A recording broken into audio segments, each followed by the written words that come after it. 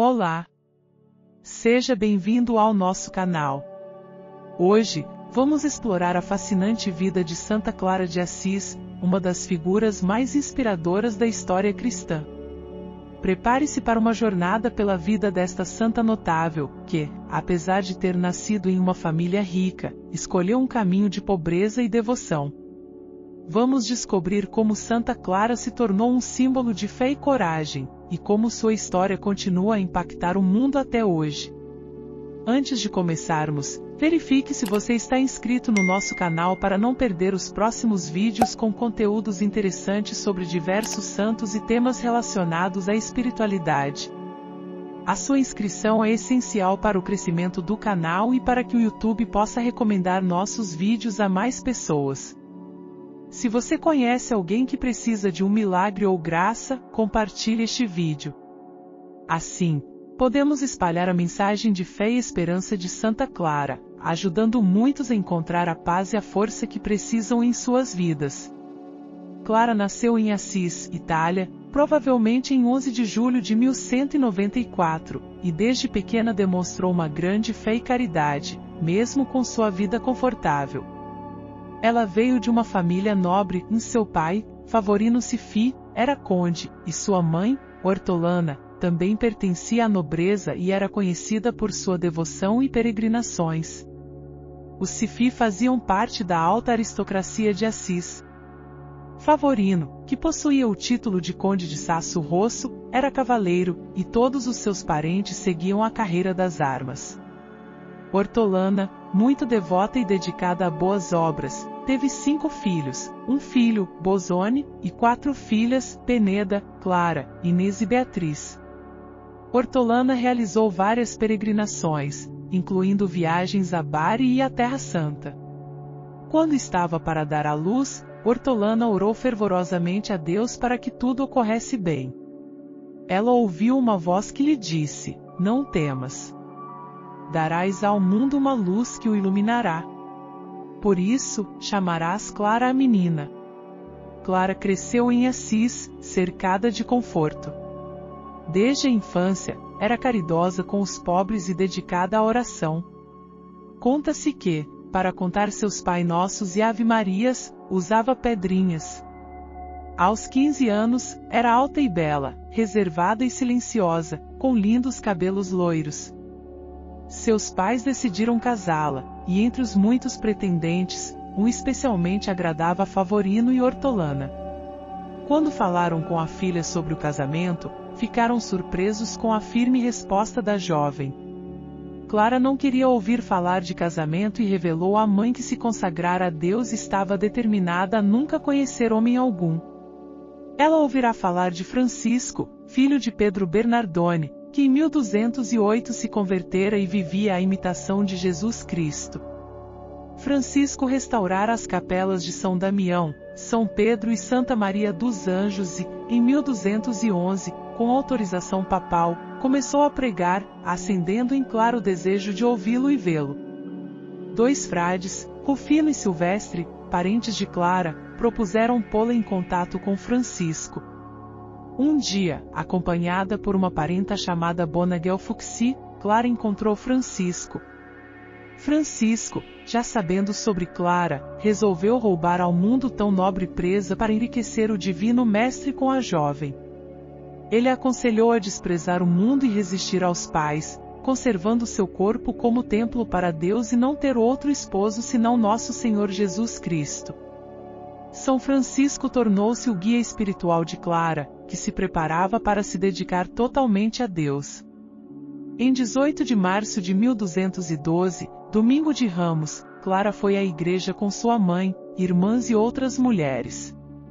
Quando todas receberam os ramos, o bispo desceu do altar e ofereceu um ramo a Clara, pressagiando sua vitória sobre o mundo. Na noite seguinte, Clara fugiu secretamente de casa, acompanhada, e foi para Santa Maria dos Anjos. Francisco cortou seus cabelos diante do altar da Rainha das Virgens e a vestiu com o hábito de penitência. Clara fez voto de pobreza e castidade, distribuindo seus bens aos pobres. Francisco a levou ao mosteiro de São Bento em São Paulo de Assis.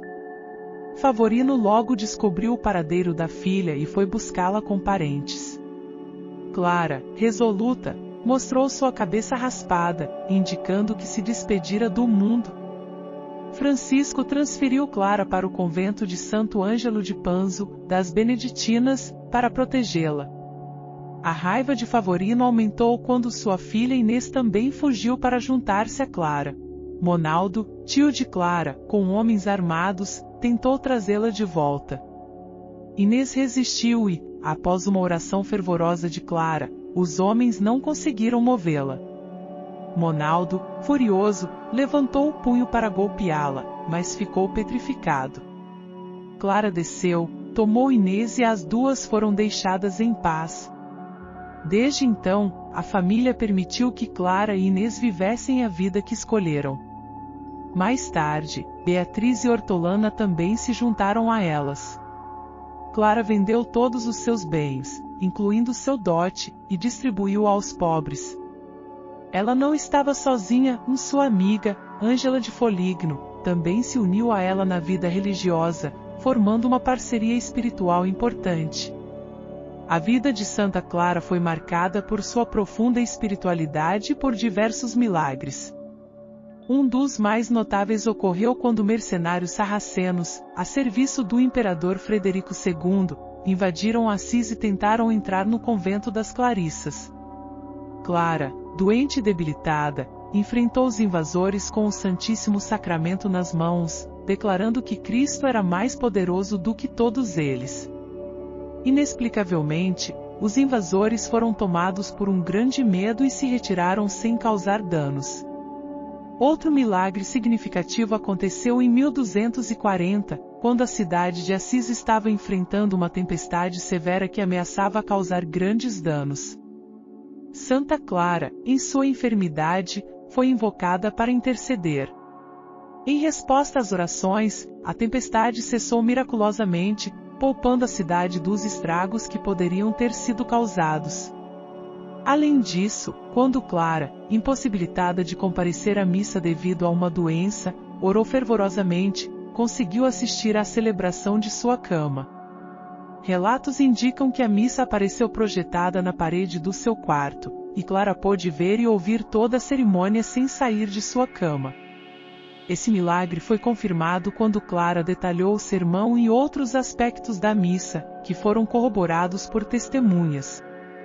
Esse acontecimento foi interpretado como uma antecipação das tecnologias de comunicação moderna. Santa Clara viveu até os 60 anos, após 41 anos de vida monástica. Em 1226, Francisco morreu, e Clara viu seu corpo antes do enterro, conforme prometido. Clara continuou a receber visitas de amigos de Francisco, como Leão, Ângelo e Frei Junípero. No outono de 1252, Clara sentiu que seu fim estava próximo.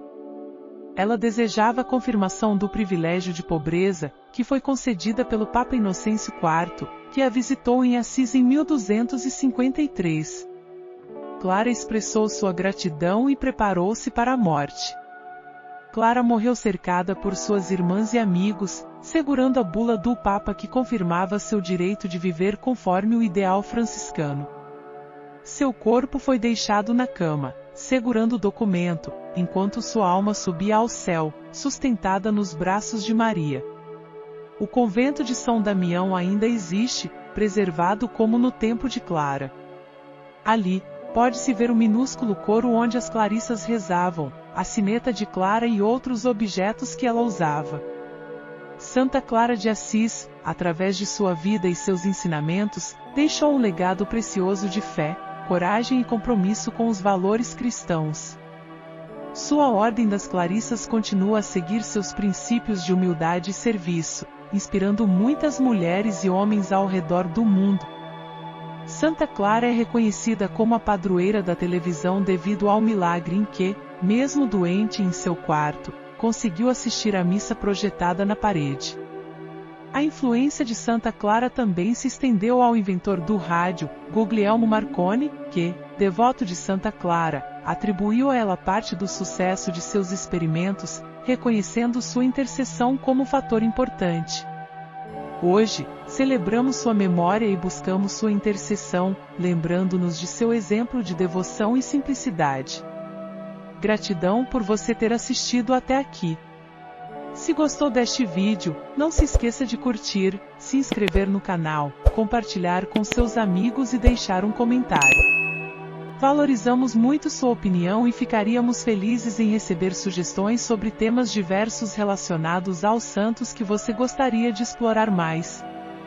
Sua participação é fundamental para nós.